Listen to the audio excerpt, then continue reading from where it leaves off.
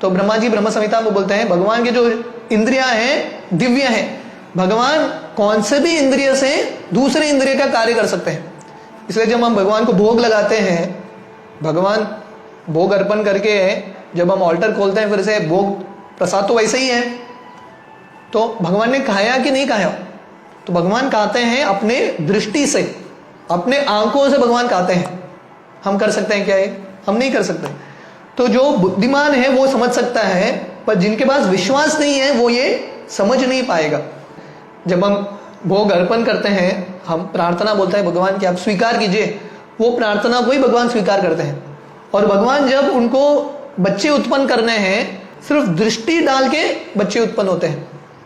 ऐक्षत, भगवान प्रकृति पे दृष्टि डालते हैं और सब आत्मा उनके अंदर प्रवेश करता है प्रकृति के अंदर।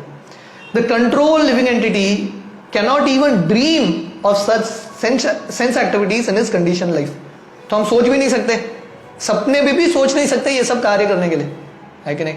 भगवान योग निद्रा में लेटे हैं महाविष्णु के रूप में, और योग निद्रा में ही सृष्टि हो रहा है, सृष्टि का निर्माण हो रहा है, सृष्टि में का प्रलय हो रहा है, सब हो रहा है योग निद्रा में। हमारे निद्रा में क्या होता है? कुछ होता नहीं है कि नहीं? तो ये फर्क है हम में और भगवान में।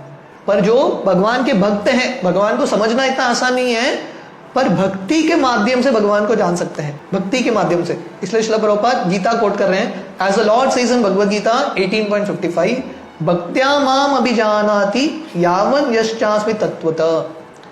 One cannot know even a fraction of the activities of the Lord if he is not a pure devotee of the Lord. तो अगर कोई भगवान का शुद्ध भक्त नहीं है, भगवान के एक छोटे से भी लीलाओं को समझ नहीं सकता, पर भक्ति है तो भगवान की लीलाओं को समझ सकते हैं।